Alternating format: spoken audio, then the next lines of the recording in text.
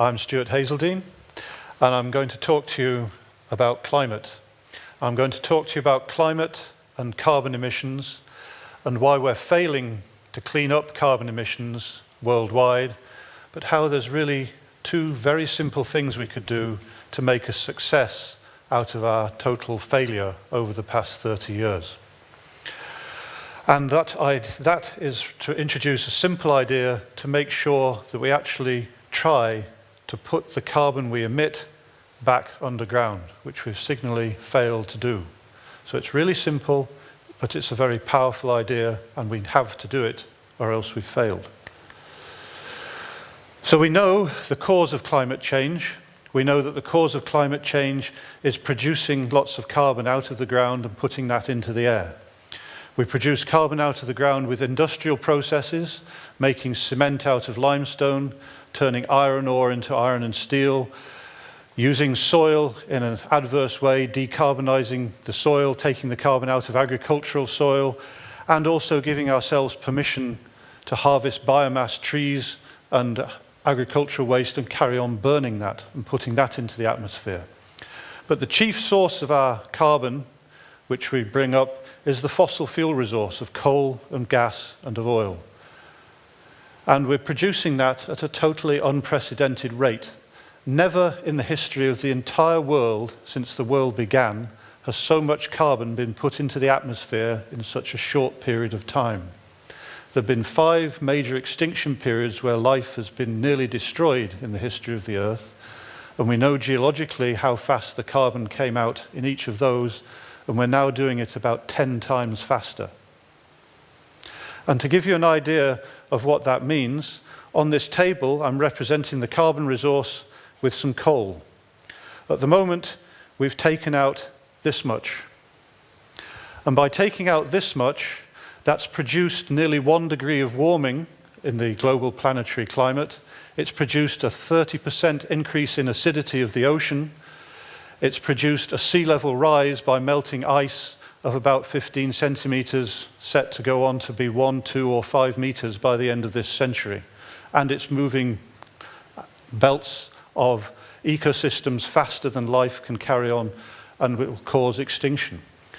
If we do nothing, in the next 15 years, we'll have produced another. Okay?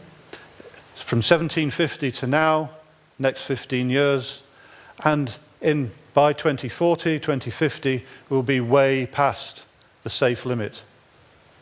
Okay? And to give you an idea of how much that means, here's a bag of coal. We used to burn lots of coal in the UK. This is one 25-kilo bag. On average, for all the energy we use in the world, everybody burns 50 of those bags each year. But because of the disparity of wealth, you probably burn about 500 of those bags. People in India burn 5. But 50 of those bags per year is the energy you use, just to give you some idea of that. And we need to bring that down just to 1 or 2 bags per person. So what can we do about this? We've produced lots of fossil fuel, lots of carbon. We need to find some way of catching that carbon and putting that back in the ground. So what can we do about that? How can we do that?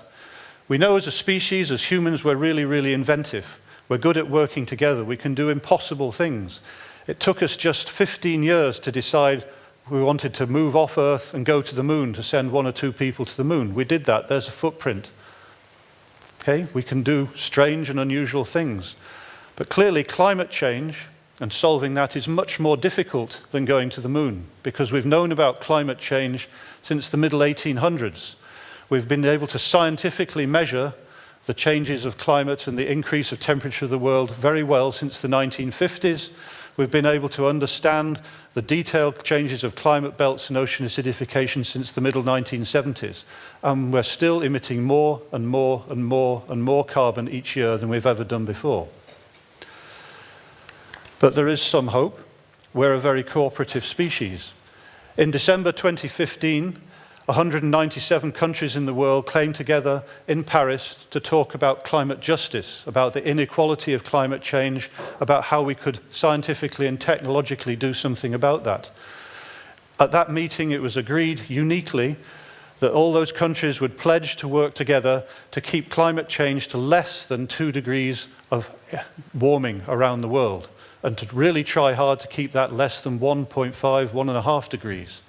So there's an intention, but nobody knows how to make that intention happen. So we're still emitting more carbon dioxide now per year than we were in 2015. Here's a graph which tries to show that. Vertically up the left-hand side is the number of millions of tons of carbon dioxide per year. Horizontally is the calendar years. The black line shows us where we've come from. You can see there's a relentless increase year after year to 2016. And if we do nothing, we follow the red line. And that's the pathway to extinction and failure and turning the world into a very different place. That's a pathway to 6 degrees warming or even 8 degrees of warming. Nobody knows. The pledges in Paris add up to the dash line in the middle. Those pledges are well-intentioned, don't know how to deliver them, but they add up to still 4 degrees of warming. Okay, twice what's necessary. What we need to be on is the blue line. We need to be on the blue line to get our carbon emissions down, starting now, to go down and down and down, and as you can see from the right-hand side, to actually become negative, to actually recapture carbon from air that we've already emitted, because we've already emitted too much carbon. We've already stacked up the Earth to warm to more than 1 degree, maybe even, and in 10 years' time, it'll be more than 1.5 degrees. So we have to do things quickly. We need to reduce our carbon dioxide emissions quickly, and we need to take already emitted carbon out of the air. That's difficult. We don't know how to do that, but I think we've got at least 2 ways of doing that. I'll explain in a minute. An example of what we can do is actually here in Scotland. Scotland is one of the leading countries in the world, the top 6 countries in the world to be successful in reducing its carbon dioxide emissions. Where we came from, on the left, in 1991, we had about 80 million tons a year of carbon dioxide emission. We're now, in 2017, halfway down our trajectory, about 45% down. We've reduced an immense amount of carbon emission. And we've done that by changing our energy use, by changing the way we generate electricity, moving away from coal and gas, moving into renewables, and generating low-carbon electricity. But we can't get down that graph just by generating electricity, more and more electricity, because what's left is some is energy, that's predominantly heat in our houses, some is transport, some is agriculture and the way we use land and fertilizers, some is the big industries and the way we make plastics and fertilizer and paper and glass, and some is residential houses. We all know we've got very poor quality, leaky heat housing. So just making more electricity is not going to be good enough. So we can capture more carbon and change these processes, but what we can also do, as well as reducing the positive emissions and catching those, we can increase our negative emissions. We can increase the recapture of carbon. We can increase our recapture by using biomass and forestry, burning that and capturing the carbon, taking the carbon out of the air into trees, putting the carbon underground. We can increase our carbon capture by increasing our peatland, by locking up carbon in peat. We can increase our carbon capture by putting carbon back into agricultural soil with biochar, with long-lived charcoal. We can do that by capture carbon by increasing the rate of weathering of rocks, which naturally capture carbon. So there's lots of things we can do. And in Scotland, if we wanted to, I'm sure we can get down to 0 carbon emissions by 2040. So there's plenty of things we can do, but we need to make it happen. So how are we going to make it happen? Well, we know where the culprits are. We know our main culprits are in big industry, petrochemical plants like in Grangemouth in central Scotland, big combustion plants worldwide, like this one in England. We've closed down a lot of our big ones in Scotland, but still plenty in Germany, United States, China. And we also know that we burn gas in our houses. We cannot carry on doing that, burning methane gas that emits carbon. We cannot carry on burning petrol and diesel in our cars. That emits carbon. But if we want to carry on using the benefits of those carbon fuels, which have brought us immense wealth have brought us immense transportability. We have to then be able to burn those fuels and capture the carbon and put that back in the ground. We have to put a lid on our carbon. Okay, so in principle, that's what we need to do. The first thing we need to do is reduce our emissions by catching the carbon and putting that underground. And again, more good news, that's already being done. Since 1996, between Midway in the North Sea, between Scotland and Norway, the oil company Statoil has been producing oil from the red rock underground in this cross-section of the earth, produces oil up those boreholes, brings the oil to the surface in that oil rig on the seabed there, and strips out carbon dioxide from that oil, and then re-injects that carbon dioxide into the horizontal blue layer, which is a saltwater-filled sandstone 1 kilometer down. So that capture, separation of carbon dioxide, pressurizing it to 70 atmospheres, the same as a pressure in the fire extinguisher, re-injecting that liquefied carbon dioxide into the ground is straightforward. We know how to do that. It's been operating for 20 years without any faults whatsoever. Okay, and that captures and injects 1 million tons a year. So that's good. Great job, 10 out of 10 for doing that. All we need is 1,000 of those. Okay, we also can capture carbon from air with machines. We can recapture carbon from air. We can do it with trees, we can do it by weathering rocks. But here in Switzerland is one of the very first machines to do that. So this machine takes in normal air through that battery of fans, passes the air across chemicals to absorb the carbon dioxide, and captures 600 tons of carbon dioxide every year. Again, we can do that. That's the first in the world to do that. It'll become quicker, it'll become easier, it'll become cheaper. That's how technology develops. But we know we can recapture carbon from the air with lots of different ways. So why isn't this happening? Here's a map around the world showing all the carbon dioxide capture test pilots.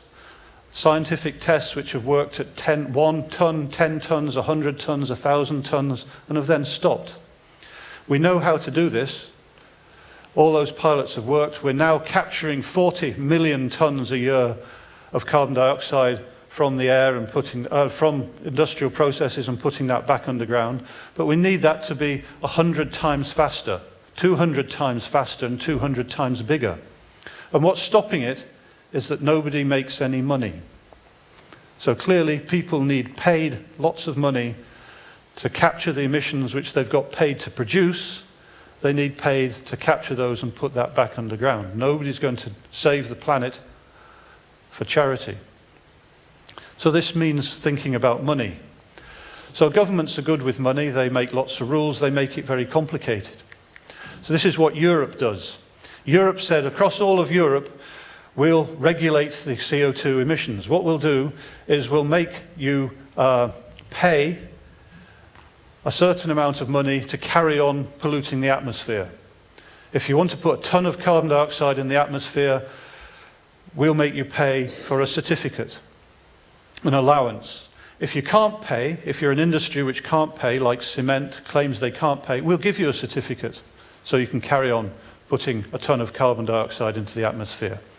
And we'll also then let companies trade with each other. So if company A has invested in making their plant more efficient and has reduced their carbon dioxide emission, they've got some spare allowances. So they can sell those to company B, who's not bothered to be more efficient, who's not bothered to clean up. So company B can pay a few €100 and carry on emitting the carbon dioxide. This is the wrong way round. You shouldn't be buying allowances to carry on behaving badly.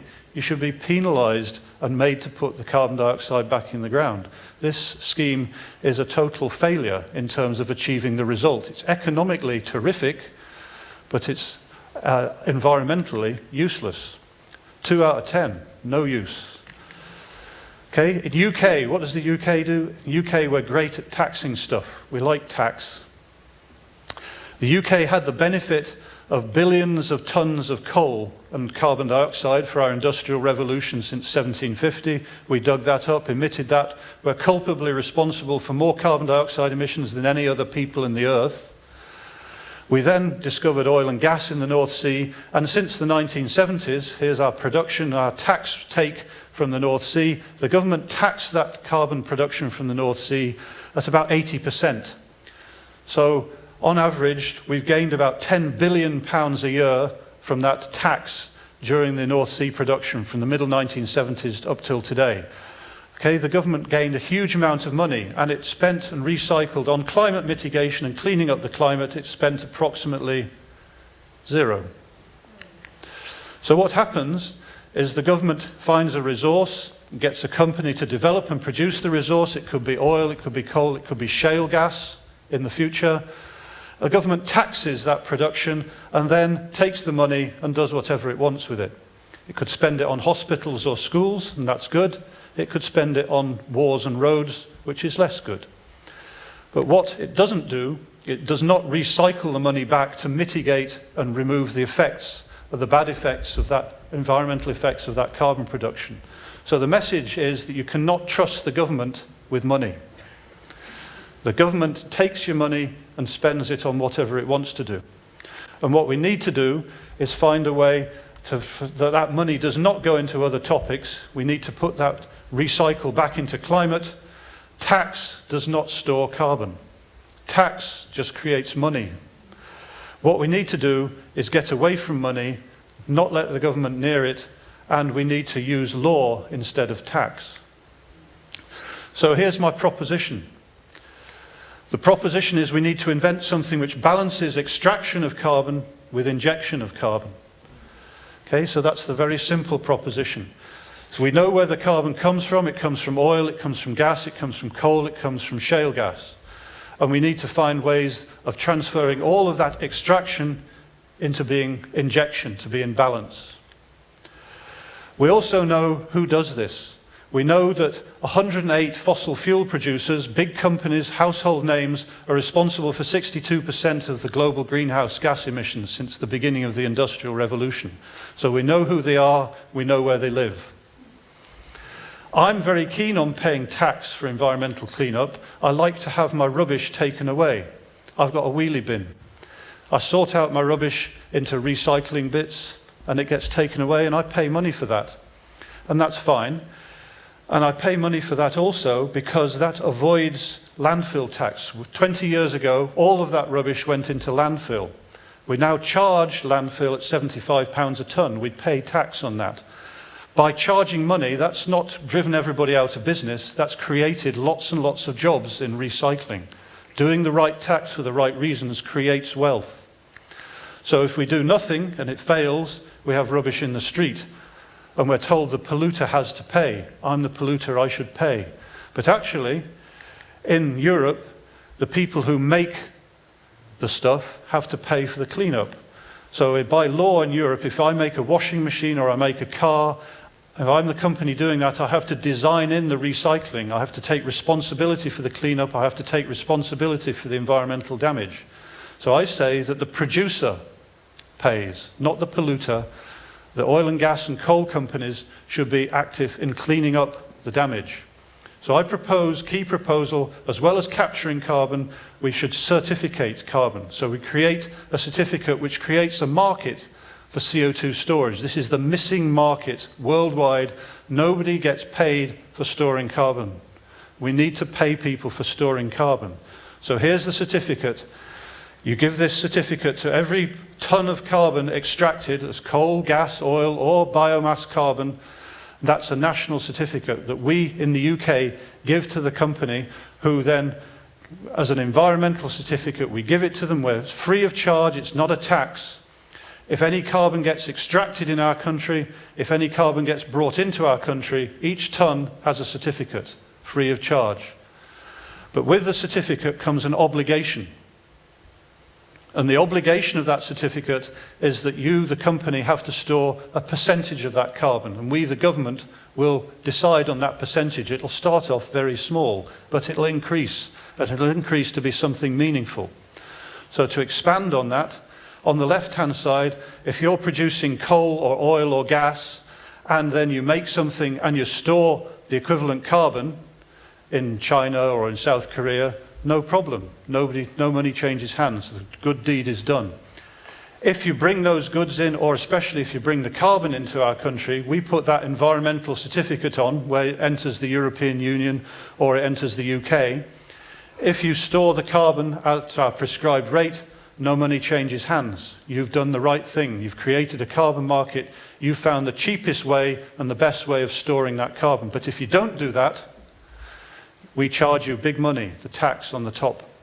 Okay, if you don't behave properly, you get fined. So we start off small. We ask companies to store 0.25, 1/4% of the carbon they bring in or extract, 1/4%. And that's chosen because that's one borehole storing 1 million tons a year, that borehole in the North Sea I talked to you about.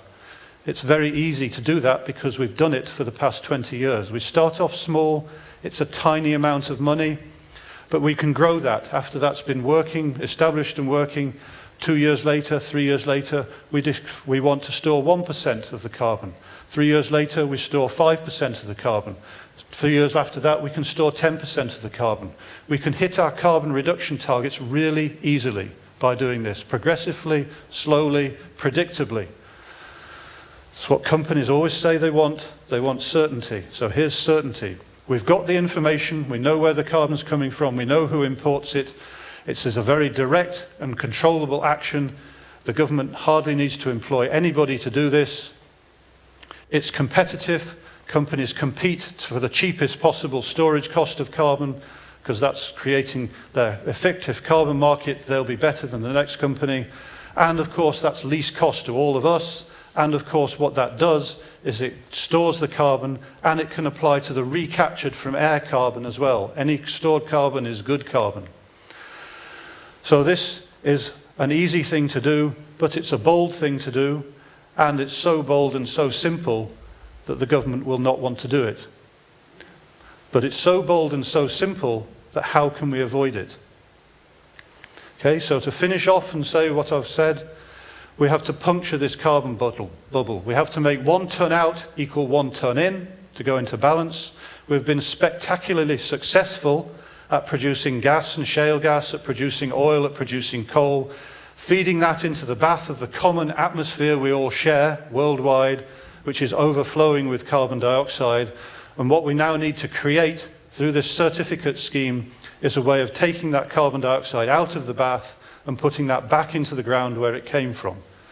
So certificates of storage to create the storage carbon market are what's needed, and I propose that all governments should do that, and that is a way of meeting their Paris Agreement easily, cheaply, and on the right timescale.